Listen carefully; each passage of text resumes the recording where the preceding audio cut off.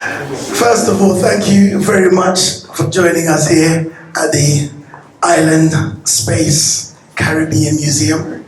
I hope you've had a chance to take a look at some of the artwork.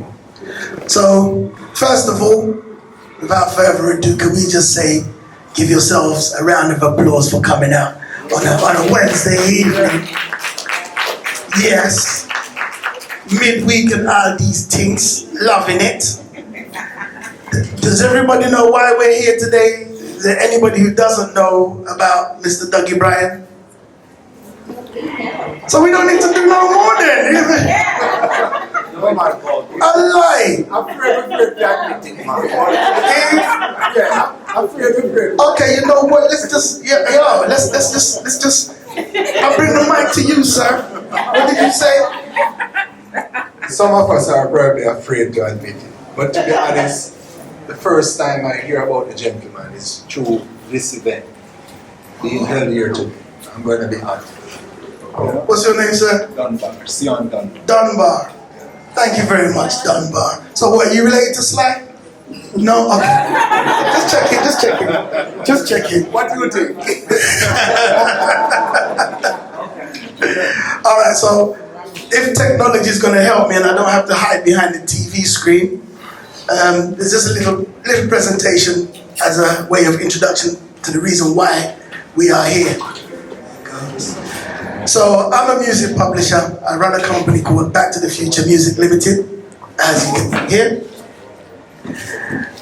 And one of the first questions that I always get is, how did I become a music publisher? So here's the abridged version as fast as I can. I actually started out in the business in 1990. I used to be a journalist. I was writing for a publication called The Voice newspaper, which is the biggest black newspaper in Britain, I believe in Europe, English speaking at least. Next. So I used to write a reggae column called The Ragazine. So at the time, we're talking early 90s, and we used to have this ragamuffin music, but when we come to London, we can't, there's too many syllables about your ragamuffin. So we used to call the music ragga. So ragga was the thing, so I was into ragga, and I was doing a ragga magazine in the newspaper, so Ragazine. That was the name of the column, which ran for 6 years in the Voice newspaper. But before I was at the Voice, I actually freelanced, and I was published in a publication called Music Week. So give me the next slide, please. Next. So Music Week is the British equivalent of Billboard magazine. So I also used to freelance for Billboard. Next. So in 1996, I left The Voice and went to New Nation to carry on writing about reggae music. So all of the visiting artists of the day that would come to London, I would interview them, as well as local artists. So outside of Bob Marley and Peter Tosh, who had passed away by the time I came into business, I interviewed everybody from Buju, Shabba, Gregory, Dennis Brown. A lot of the music that you heard playing earlier that our esteemed guest actually played on. He's just adjusting his title so he can look pretty for you guys. Next. And also, I'm also a jobbing DJ, but I'm semi-retired now, you know, grandpa and all these things. But yeah, I used to be resident in a nightclub in the West End of London, so that's kind of highfalutin in London, and it was called Moonlighting. And then in 1999, 2000, I was approached by this music publishing company called Westbury Music to help them with they had some legacy reggae catalogs, so they were looking after people like, hold on, let me see. Just checking. Anybody know about a gentleman called Uroy? Okay. It looked like this side of the room knew everybody. Like John Hall, Max Romeo, Bunny Lee. Is there any of these people I mentioned you didn't play with yet? Who did you never play with? Who you never play with that I just called? Who never played? Yeah. Maybe Jesus. Oh, did you hear him at the back? Did you hear what he just said? I said, who you never play with? He said, maybe Jesus. Okay. So they had these legacy reggae catalogs that I was looking after. And then I started to sign some younger artists. So I signed people like Harry Toddler, Deli Ranks, Wayne Wonder, just as he was having the big hit.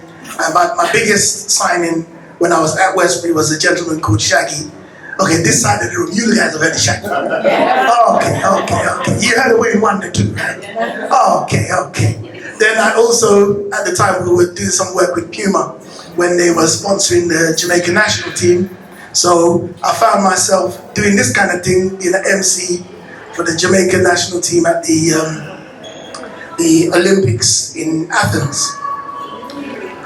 So also, there you go. You done this before, yeah?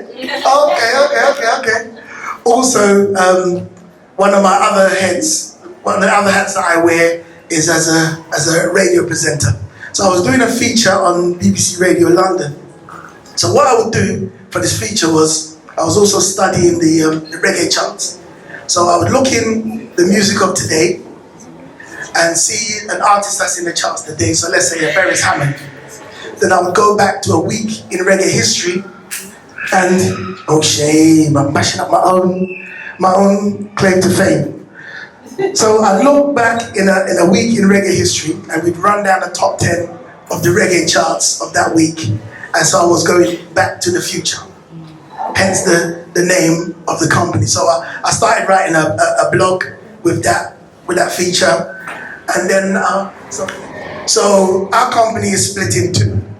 So on the main company is a publishing company. For that, we look after songwriters and composers. When people are talking about collecting their royalties, that's what we do. We collect royalties. So some of the artists we represent, it's a young man called Baby Boom, London-based producer and artist who came to us as a demo standard artist, but now he produces Grammy Award-winning artists and all these things. This is a gentleman called Anthony Brightly. He's a legend in UK music. He's also an artist manager.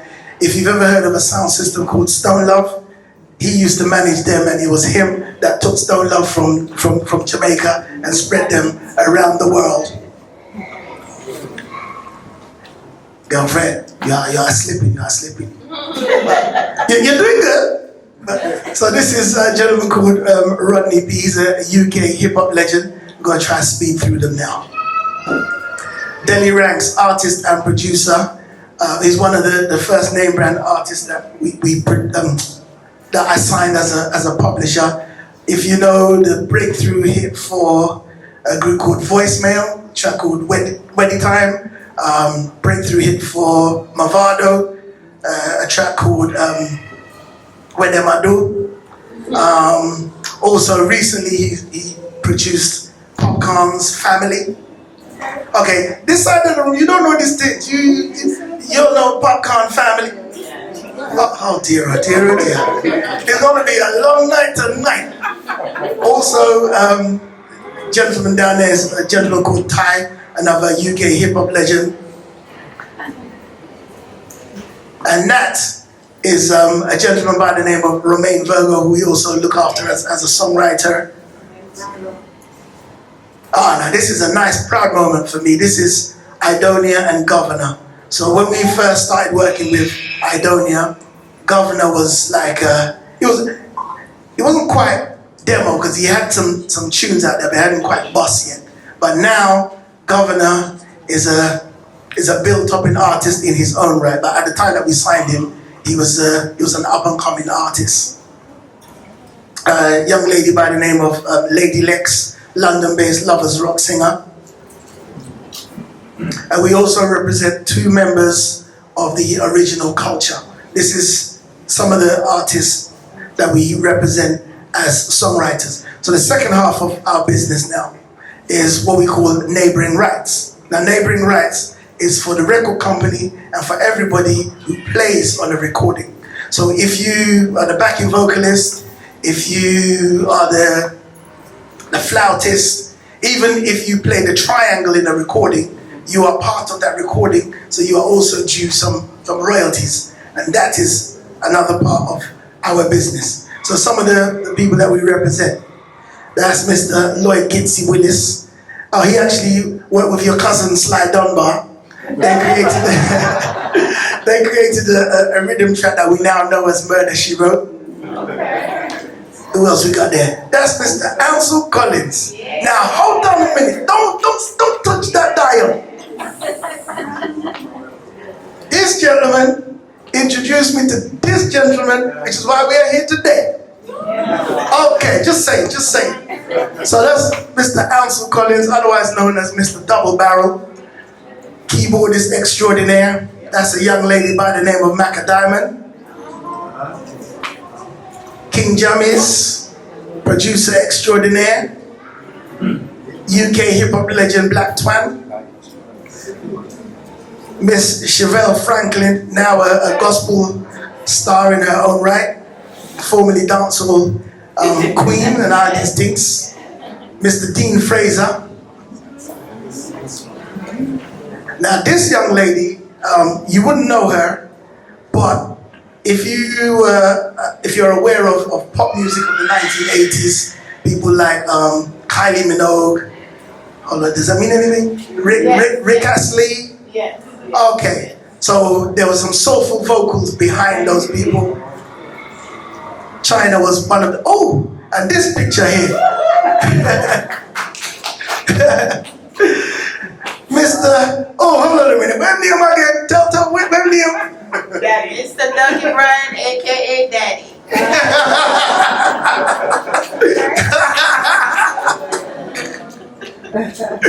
Now, so usually I use this slide when I do like master classes on music publishing, but nowadays I call this my Grammy slide because all of the people on this slide were due Grammy certificates and didn't actually know.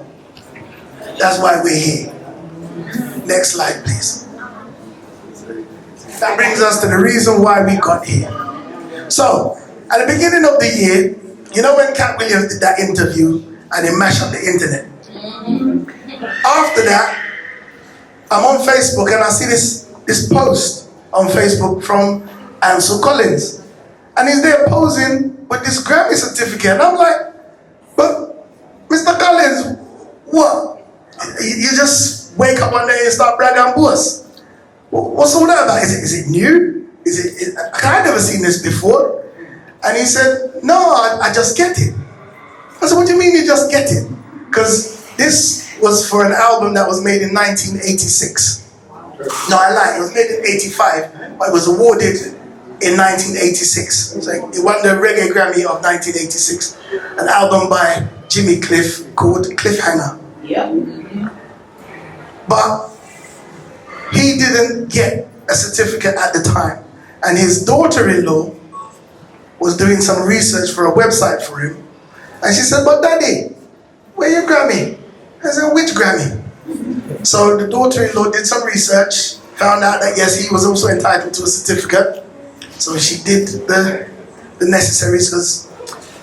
So the way it works is, if you win a Grammy, they give you that trophy. If you contribute to a Grammy Award-winning album or nominated album, you can have a certificate. But unfortunately, you have to pay for the privilege. So you have to pay a little something. So daughter-in-law paid a little something, and then they sent the award. So we have a weekly newsletter, and we put this picture up as the cover of our newsletter. And then I start getting calls. One of our clients was like, you know, we're supposed to get one of them someday. I'm like, really? He's like, yeah. I'm like, all right. Then I get another phone call. And the lady's like,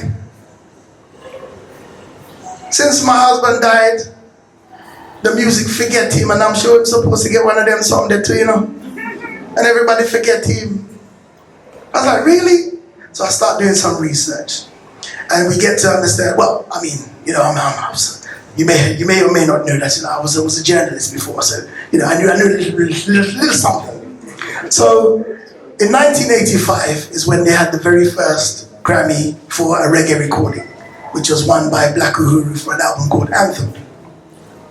So I went back to 1985 and looked at all of the albums that had won the Reggae Grammy or were nominated. Give us the next slide, please.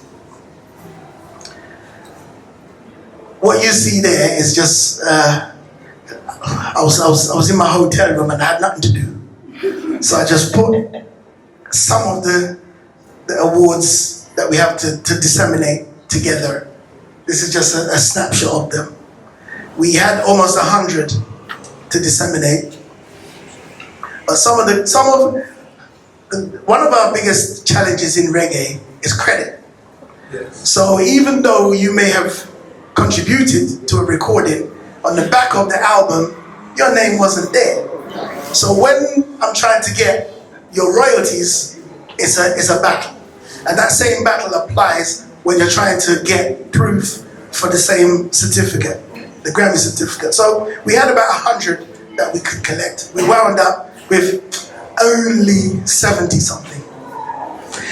So, thank you. I mean, if you want to clap or something, I'll take it. Thank you. Okay, thank you. So this is the first of 3 ceremonies that we're holding. The last one is going to be in October in London. When I leave here, I might have a little party at Sumfest, but then we're going to be in Kingston, Jamaica, where we're going to present about 50 certificates. But today, next slide, please. Today, next, we are celebrating Mr. Radcliffe Duggie Bryan. So, Mr. Bryan, if I could have you on this seat, please. Mrs. Bryan, could you come and help him, please? Yes, mommy. Oh, really? But this is your glory, listen up. My mommy take our glory, man. Sit up, right here. Yes, right there.